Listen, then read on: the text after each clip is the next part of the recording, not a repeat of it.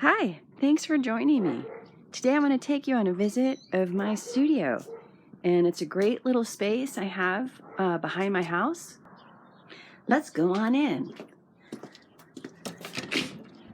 My studio is fairly small, so I try to keep everything on wheels, like these big tables here, so that when I'm working on the paintings, I have more space there. So this is a series that I've been working on, Hollywood Westerns that I replaced with my friends, Zenobia and Reese, as Clint Eastwood. And so I have another kind of table over here for some just more space.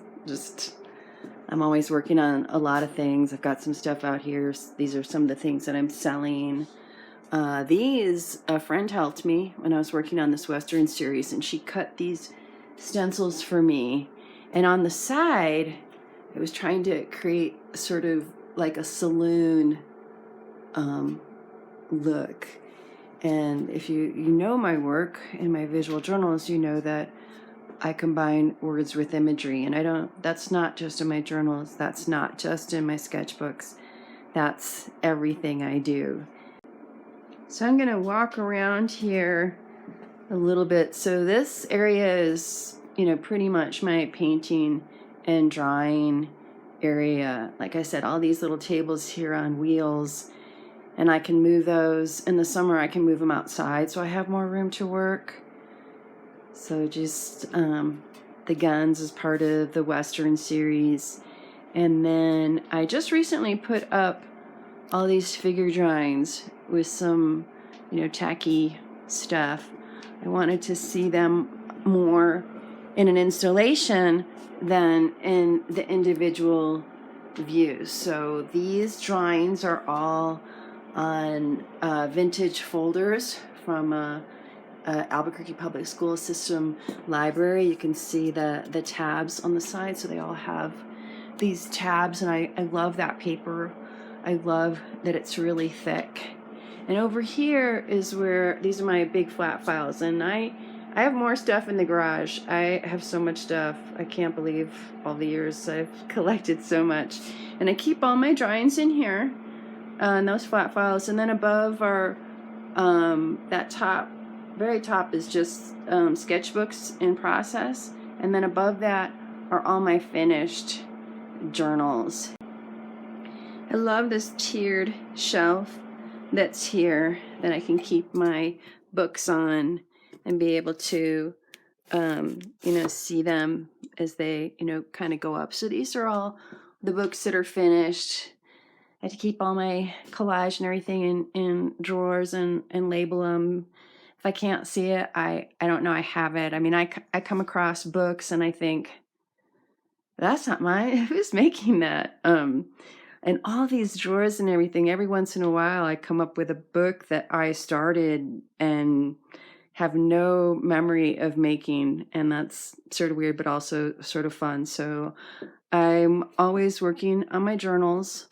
To me, there's something different than a visual journal and a sketchbook, but I can talk about that a little bit later.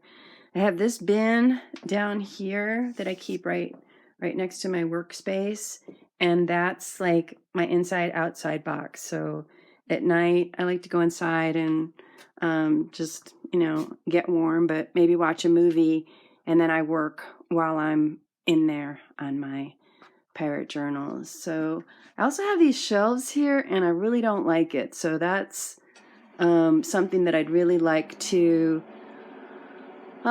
move and transform. I'm not much of a builder, but I'd really like to be able to see from the desk there, outside the door, and those shelves are really in the way. So I want to think about a different way to have that. And this desk is actually relatively clean right now because I was just getting started on a project that I want to do.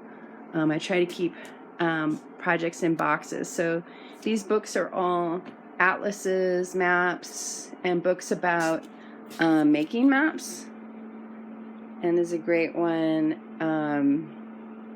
I have a piece in here, but this is my friend Jill Berry made this book. It's such a great book. Lots of great ideas.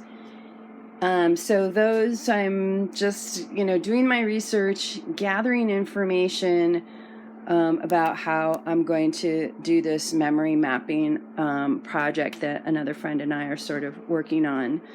So I always I have a lot of reference material. You can see, all my books, and I've got tons more in the house. And so usually when I'm working on something, I overload on reference material information until I'm so overwhelmed I don't know what to do, and then I forget everything and start. So here you can see this is all, really crowded. I just don't have a lot of space, but it's great that I can move these tables and get them out of the way. Here's another little easel for just, working on little pieces here and there. And books everywhere. Kind of storage everywhere. And then, like I said, I've got more storage in the garage, which is right next door. And that's actually my dream, is to where the books are there, break that wall down, and then have the whole studio be this building and attached to the next building, and have a really big studio. But I love my studio. This little area where the ceiling is shorter, that's my journal pavilion, and it's very cozy. I love working in there. I feel really just stay safe, and all my stuff is right here. Like anything that I'm going to use, it's either right here, or here. Paints and brushes, inks and stuff up there, more supplies over there, more collage material over here, and under there, back there, there's more, tape and some rubber stamps and stuff in here, little panels. I always have stuff going on, mail art. I'm really into mail art, so I have a lot of that going on. I collect postage, rubber stamps.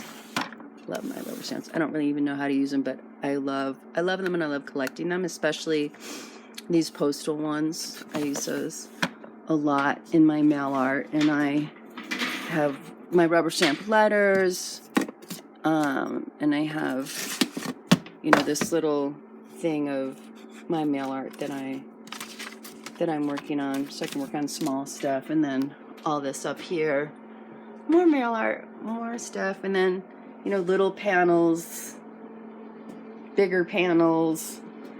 I have some more bigger paintings out in the garage. It just depends on what I'm working on, because I really can't have it all in here. That's like, this is already too much. And I have over here, this is my it's a big board. So that's my big drawing board. And when I used to go to figure drawing, pre-COVID, I would also take this big one, and I have, bigger figure drawings going on. So I think that's about it. That's about all my stuff. Thanks for joining me in my studio today.